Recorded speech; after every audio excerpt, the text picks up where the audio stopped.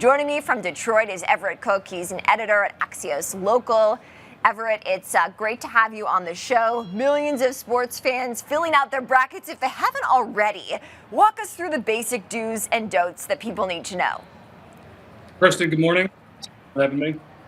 It is sun shining. It's March. It's a great time to make some picks. So for first-time bracket pickers, people will talk about the upsets. And if you're taking an upset, you want to do that usually in the first couple rounds. Once you get into the Final Four, Elite Eight, Elite 16, the top seeds are usually a better pick. So if you're picking on the men's side, pick upsets early and then go with the blue bloods late. If you're picking on the women's side, the top seeds there are usually stronger than the bottom seeds, so not as many upsets on the women's side. Okay, that's a really good insider tip, Everett. I shouldn't say insider, but, you know, a tip from a pro, right? I wouldn't have known that myself. Which double-digit seeds do you think could pull off an upset here in round 64? Great question. On the men's side, there are two pretty popular picks right now. I am a proud, borderline obnoxious Michigan fan, so I will not be taking San Diego State to beat Michigan. The University of California, San Diego to beat Michigan. But that has been a very popular 12-5 pick. The other popular pick in the first round is going to be Colorado State over Memphis. Colorado is already a double-digit point favorite, and that's going to be a very popular pick for bettors. Okay, so any of the upsets that you think that can actually make it to the Sweet 16? That's a great.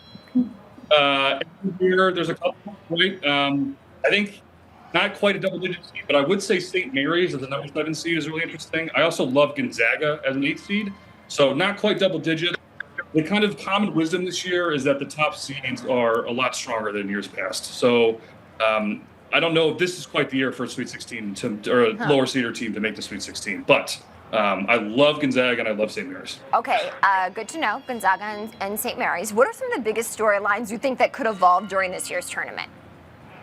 The big storyline is Duke. They have, they were the number 1 team in the season. They're the best freshman in the country, the future number 1 overall pick in the NBA, Cooper Flagg. But Flagg hurt his ankle in the ACC tournament and did not finish that tournament. So if he plays, that's the big story because Duke will be the favorite. People love Duke. If he doesn't, it's going to be a lot more competitive. Interesting. Well, the SEC, usually known for their powerhouse as a football conference, does send a record 14 of its 16 teams now to the big dance. What does that mean?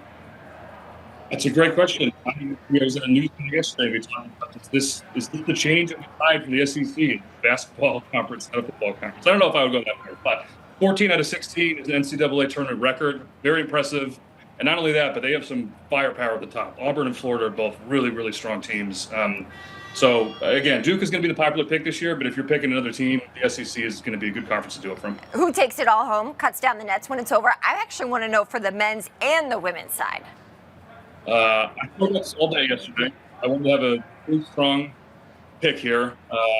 As I said, I'm a strong, borderline obnoxious Michigan alum.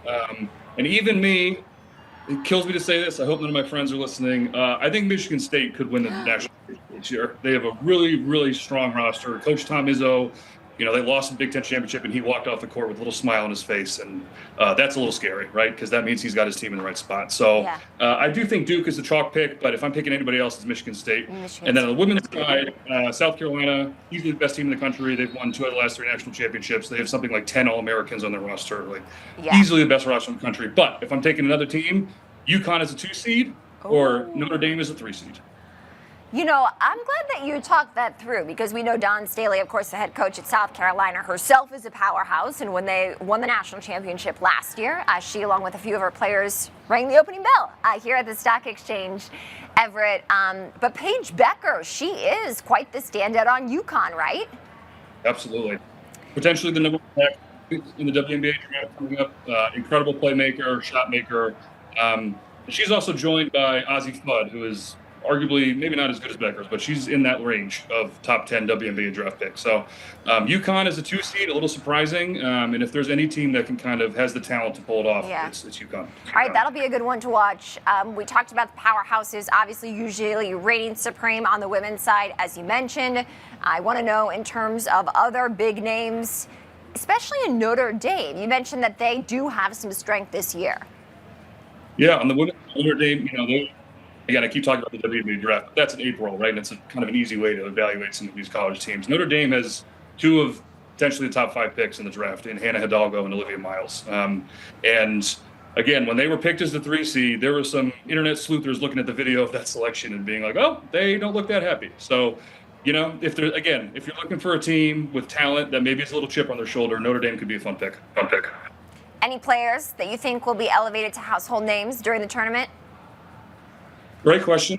I think if you already don't know who Juju Watkins is in USC, she's going to be, she is a star. She was in the Super Bowl commercial, but she's going to be the best player in the country next year. Maybe already might be. And then the player on the men's side I'm really interested in is, again, I'm talking about Duke a lot. They are the best team. Guard Tyrese Proctor, I'm really interested in. He's a junior from Australia. Sort of a little inconsistent his first couple of years, but I think if Flagg is hurt, Proctor's going to kind of lead the charge for Duke. We'll be watching. Everett Cook kicks off tonight. Maybe we can check in with you throughout the tournament. He's an editor at Axios Local. Everett, thank you. Thank you so much.